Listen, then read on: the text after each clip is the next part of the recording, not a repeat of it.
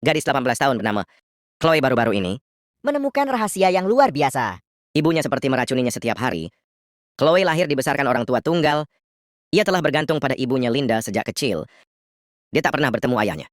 Bahkan tak tahu nama orang lain. Ibunya seorang diri membesarkan Chloe hingga dewasa. Karena kelahiran prematur, Chloe lahir cacat dan menderita asma. Punya penyakit seperti jantung dan kelumpuhan. Fisiknya mencegahnya keluar. Ia hanya dapat menggunakan kursi roda untuk bergerak setiap hari. Untung ibunya merawat Chloe dengan sangat bijaksana. Setiap hari memberi suntikan dan obat, pijat otot kakinya yang lumpuh. Chazer meluangkan waktu untuk mengajarinya. Meski begitu, Chloe masih ingin mandiri, lihat dunia yang lebih luas. Jadi dia terus belajar. Ia mengikuti ujian masuk perguruan tinggi. Tapi Dims tidak kena menerima surat penerimaan perguruan tinggi yang diharapkan. Dan Chloe sangat terpukul. Ibunya melihat situasi ini. Ia hanya bisa menyemangatinya. Tunjukkan kepedulian. Dedikasi tanpa pamrih. Chloe selalu bersyukur. Sampai dia menemukan rahasia terdalam ibunya. Chloe melihat ibunya pergi berbelanja. Membeli banyak coklat favoritnya. Karena ibunya biasanya mengontrol asupan gulanya dengan ketat, Chloe yang tamak memanfaatkan kurangnya perhatian ibunya. Selipkan beberapa coklat. Dalam prosesnya, dia melihat sebotol kapsul hijau di tas belanjaan. Ini obat yang dia minum setiap hari. Dirancang untuk mengobati penyakit jantung. Tapi yang mengejutkan Chloe adalah, ini memiliki nama ibu di label. Chloe dengan santai bertanya pada ibunya, bagaimana namanya bisa tercetak pada obat yang dia gunakan? Ibunya setelah mendengar pertanyaan putrinya, jejak kepanikan melintas di wajahnya. Tapi dia segera tenang, dan dijelaskan bahwa nama keluarga biasa tertera pada label obat. Bukan nama pasien yang minum obat. Chloe mencurigai ibunya, jadi dia tidak percaya dengan penjelasan pihak lain. Keesokan harinya, setelah ibu keluar, Chloe menggunakan lengan robot buatan sendiri untuk mengeluarkan obat yang diletakkan ibunya di lantai atas lemarinya. Ternyata label pada botol obat sudah diganti oleh ibu. Chloe berpikir mungkin ada masalah dengan botol obat ini. Karena itu saat minum obat malam itu, dia sengaja tidak meminum kapsul hijau yang harus dia makan, dia memuntahkannya. Lalu saat ibuku sedang tidur, nyalakan komputer di ruang tamu, ia ingin tahu apakah kapsul hijau ini adalah obat untuk penyakit jantung. Tetapi internet di rumah tiba-tiba terputus. Chloe sering memeriksa internet untuk bahan studi. Saya belum pernah menemukan pemutusan dari internet. Dia curiga ibunya telah menyadari tingkahnya. Diam-diam memutus kabel jaringan. Ini memperkuat tekad Chloe untuk mencari tahu kebenarannya. Tapi dia tinggal bersama ibunya di pinggiran kota yang terpencil. Tiada ada tetangga di sekitar. Ditambah kakinya yang lemah.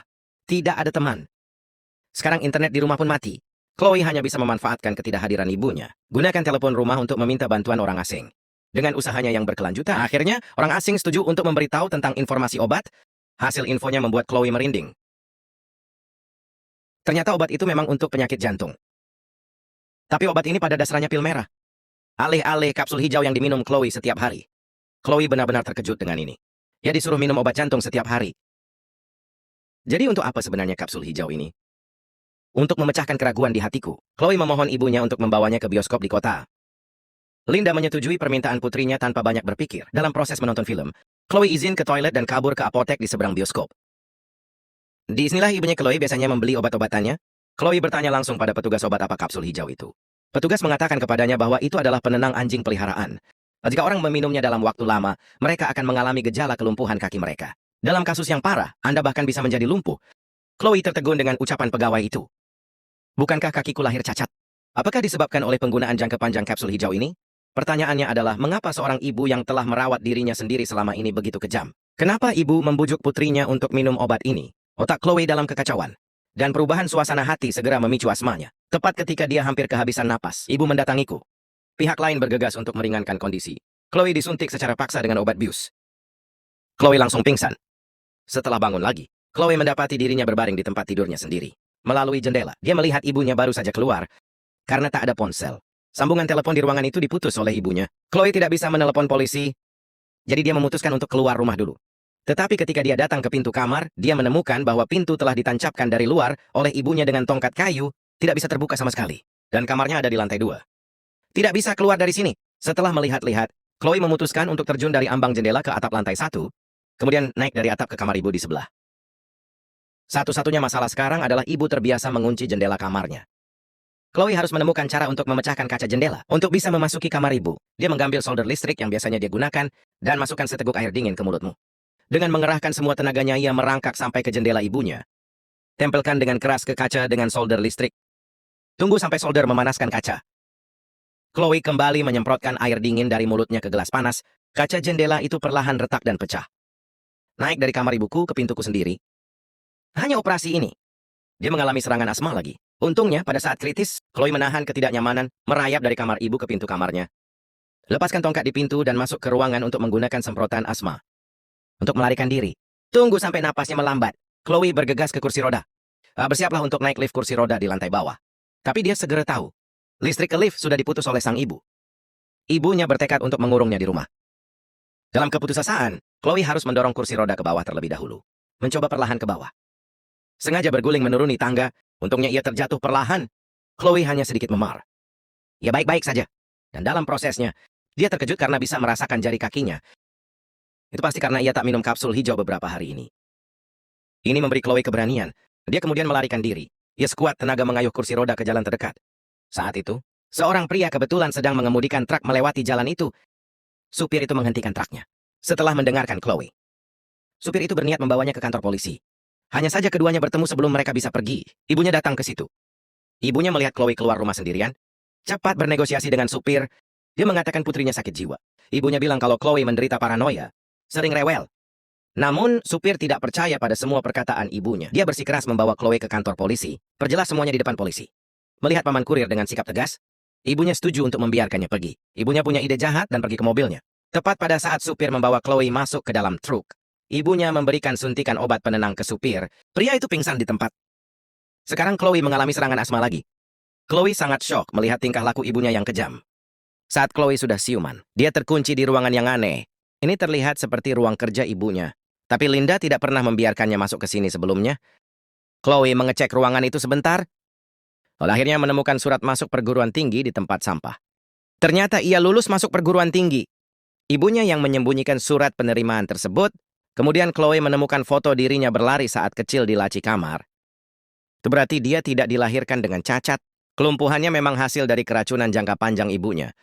Selain foto, Chloe juga menemukan sertifikat kematian dan buletin di laci.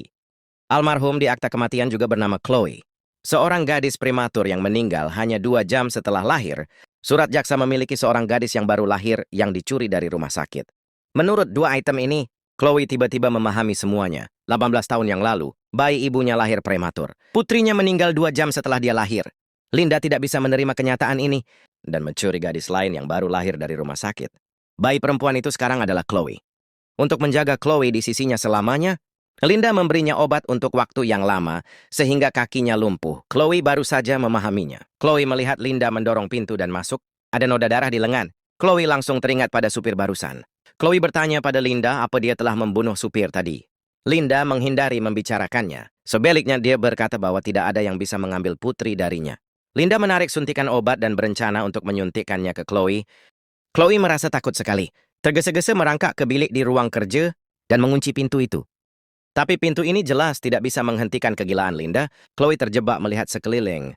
Hanya ada pestisida dan pupuk yang disimpan di sini. Tidak ada yang bisa digunakan untuk membela diri. Chloe berpikir untuk bunuh diri dengan racun. Dia percaya Linda tidak akan membiarkan dirinya mati. Saat Linda menerobos masuk, Chloe dengan tegas meminum sebotol pestisida. Adegan ini benar-benar membuat Linda takut. Mengantar Chloe ke rumah sakit untuk perawatan. Untungnya, dalam keadaan darurat, setelah bangun tidur, dia menemukan dirinya dengan selang pernapasan tersangkut di tenggorokannya. Tidak bisa berbicara untuk sementara waktu. Harus memberi isyarat ke perawat wanita untuk membawa pena dan kertas. Ia berencana untuk menulis pesannya, dan dia belum menyelesaikannya. Perawat itu dipanggil oleh panggilan darurat. Sirene itu dibuat secara alami oleh Linda. Tunggu sampai perawat pergi. Linda mendorong kursi roda memasuki ruang rawat dan membawa Chloe pergi. Tapi karena tubuhnya terlalu lemah untuk mengeluarkan suara apapun, melihat Chloe akan jatuh ke dalam cengkeraman Linda lagi. Perawat tadi kembali ke bangsal untuk menemukan catatan Chloe yang belum selesai. Dan hubungi keamanan rumah sakit segera, dan minta mereka mencegat Linda. Petugas keamanan segera menemukan lokasi Linda melalui CCTV. Lalu menghentikan Linda yang membawa paksa Chloe di tangga. Menghadapi todongan senjata, Linda tanpa sadar menarik pistol dan melakukan serangan balik. Ditembak di bahu oleh penjaga keamanan. Dia jatuh dari tangga dan meninggal. Chloe akhirnya diselamatkan, dan Linda tidak jatuh ke kematiannya, tapi kakinya terluka parah. Tidak bisa berjalan mulai sekarang. Polisi kemudian menemukan mayat supir di rumah Linda. Linda dijatuhi hukuman penjara seumur hidup karena pembunuhan. Akhir dari cerita. Chloe datang ke penjara untuk mengunjungi Linda yang lumpuh di tempat tidur. Sudah 10 tahun sejak Chloe diselamatkan. Dia sudah mengenal orang tua kandungnya. Kakinya Chloe secara bertahap pulih. Chloe sudah menikah dan punya anak. Chloe memiliki keluarga bahagia dengan 3 orang. Selama dekade ini, Chloe mengunjungi Linda di penjara sesekali. Dan mereka akan saling membawakan hadiah kecil. Ini adalah jenis kapsul hijau yang melumpuhkan orang. Ia ingin Linda tetap di tempat tidur selamanya. Tahan semua rasa sakit yang telah ia lalui.